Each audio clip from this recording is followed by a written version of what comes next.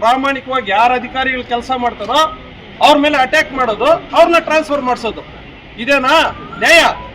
ದಯವಿಟ್ಟು ಈ ರೀತಿ ಸುಳ್ಳು ಕಾಮೆಂಟ್ಗಳು ಹಾಕೋದು ಸೋಷಿಯಲ್ ಮೀಡಿಯಾದಲ್ಲಿ ಎಚ್ಚರಿಕೆಯಿಂದ ಮಾತನಾಡಬೇಕು. ಒಂದು ಹೆಣ್ಣು ಮಗು ಬಗ್ಗೆ ನೀವು ಆ ರೀತಿ ಕಾಮೆಂಟ್ ಮಾಡಿದ್ರೆ ಅವರು ಫ್ಯಾಮಿಲಿಯಲ್ಲಿ ಯಾವ ರೀತಿ ಆಗತ್ತೆ ಪರಿಣಾಮ?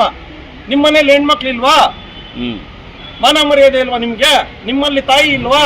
ಹೆಂಡತಿ ಇಲ್ವಾ? ಮಕ್ಳು ಇಲ್ವಾ? ಒಂದು ಕಾಮೆಂಟ್ ಮಾಡ್ಬೇಕಂತಂದ್ರೆ ಪ್ರತಿಯೊಬ್ರು ಅದನ್ನ ಯೋಚನೆ ಮಾಡಿ ಮಾಡ್ಬೇಕು. ಏನಾದ್ರು ತಪ್ಪಿದ್ರೆ ನೀವು ಕಂಪ್ಲೇಂಟ್ ಕೊಡಿ, ನಾವು ಅಂತವ್ರಿಗೆ ನಾವು ಸಪೋರ್ಟ್ ಮಾಡಲ್ಲ. ರಕ್ಷಣೆ ಕಲ್ಪಿಸೋದ್ರಲ್ಲಿ ಸರ್ಕಾರ ಕೂಡಲೇ ಕ್ರಮ ವಹಿಸಬೇಕು.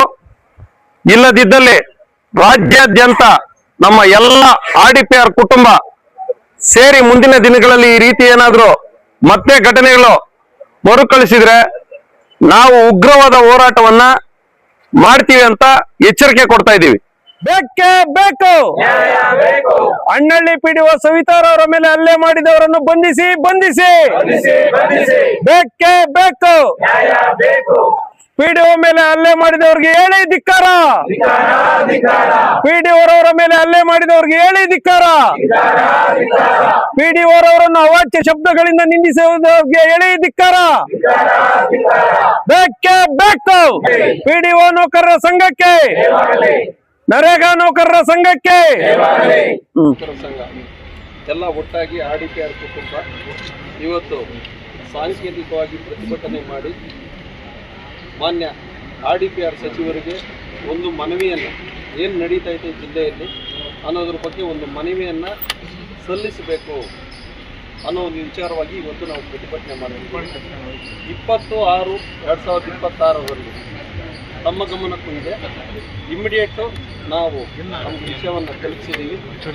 ಮೇಡಮ್ ಶ್ರೀಮತಿ ಸವಿತಾರವ್ರ ಮೇಲೆ ಅಣ್ಣಳ್ಳಿ ಗ್ರಾಮ ಪಂಚಾಯತಿ ಮಾಜಿ ಅಧ್ಯಕ್ಷ ನಾಗರಾಜ್ರವರು ಮತ್ತೆ ಅವರ ಸಂಗಡಿಗರು ಏಕಾಏಕಿ ಪಂಚಾಯಿತಿಯಲ್ಲಿ ಹೋಗಿ ಏರು ಧ್ವನಿಯಲ್ಲಿ ಮಾತನಾಡಿ ಅವಾಚ್ಯ ಶಬ್ದಗಳಿಂದ ನಿಂದಿಸಿ ಅವ್ರ ಮೇಲೆ ಹಲ್ಲೆ ಮಾಡಲಿಕ್ಕೆ ಪ್ರಯತ್ನ ಮಾಡಿರ್ತಾರೆ. ಮತ್ತು ಸರ್ಕಾರಿ ಕೆಲಸಕ್ಕೆ ಅಡ್ಡಿಪಡಿಸಿ ಅವರನ್ನು ಮಾನಸಿಕವಾಗಿ ಪದೇ ಪದೇ ಹಿಂಸೆ ಮಾಡ್ತಾ ಇದ್ದಾರೆ.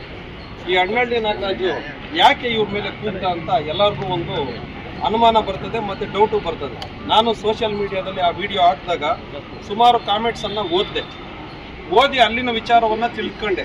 ಏನಪ್ಪ ಇದಕ್ಕೆ ಮೂಲ ಕಾರಣ ಅಂತಂದರೆ, ಅಲ್ಲಿ ಅವ್ರದ್ದು ಕೋಳಿ ಫಾರಂ ಇದೆ. ಆ ಕೋಳಿ ಫಾರಂಗೆ ಗ್ರಾಮಸ್ಥರು ಹಣ ಬರುತ್ತೆ ಮತ್ತು ತೊಂದರೆ ಆಗುತ್ತೆ, ಶಾಲೆಗೆ ತೊಂದರೆ ಆಗುತ್ತೆ ಅಂತ ಹೇಳ್ಬಿಟ್ಟು ಒಂದು ಮನವಿ ಅರ್ಜಿಯನ್ನು ಗ್ರಾಮಸ್ಥರು ಕೊಡ್ತಾರೆ PDOಗೆ. PDO ಅದನ್ನು ಪೊಲ್ಯೂಷನ್ ಬೋರ್ಡ್ಗೆ ಲೆಟರ್ ಬರೀತಾರೆ. ಇದು ನಾವು ಮಾಡಬಾರ್ದಾ?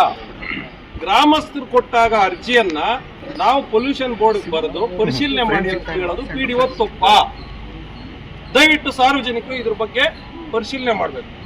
ನಂತರ ಅದೇ ಗ್ರಾಮದಲ್ಲಿ ಒಂದು ಸರ್ಕಾರಿ ಶಾಲೆ ಹತ್ತಿರ ಮರಗಳನ್ನು ಕಟಾವು ಮಾಡ್ತಾರೆ. ಇದೇ ಗ್ಯಾಂಗ್ ಫಾರೆಸ್ಟ್ ಇಲಾಖೆಗೆ ಮೇಡಮ್ ಅವರು ಸಾರ್ವಜನಿಕರು ಕಂಪ್ಲೇಂಟ್ ಕೊಟ್ಟ ಮೇಲೆ ದೂರು ಕೊಡ್ತಾರೆ. ಫಾರೆಸ್ಟ್ ಇಲಾಖೆಯವರು ಬಂದು ನೋಡ್ತಾರೆ, ಅಳತೆ ಮಾಡ್ತಾರೆ. ಮಾರನೇ ದಿವಸ ಅದನ್ನೆಲ್ಲ JCB ಅಂತ ತೆಗೆಸ್ಬಿಟ್ಟು ಪ್ರಕರಣ ಮುಚ್ಚುತ್ತಾರೆ. ಒಂದಲ್ಲ ಎರಡಲ್ಲ. ಆಮೇಲೆ ಮತ್ತೆ ಮಣಿಘಟ್ಟ ಸರ್ಕಾರಿ ಶಾಲೆ ಹತ್ರ ಕಾಂಪೌಂಡ್ ನಿರ್ಮಾಣ ಮಾಡ್ತಾರೆ ಆ ಗ್ರಾಮಸ್ಥರು.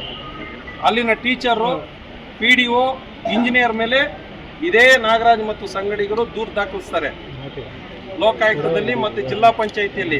ಅದು ತನಿಖೆ ಆಗುತ್ತೆ, ಕ್ಲೀನ್ ಚೀಟ್ ಬರುತ್ತೆ. ನಾವೇನು ಮಾಡೋಕ್ಕಾಗಲ್ಲ.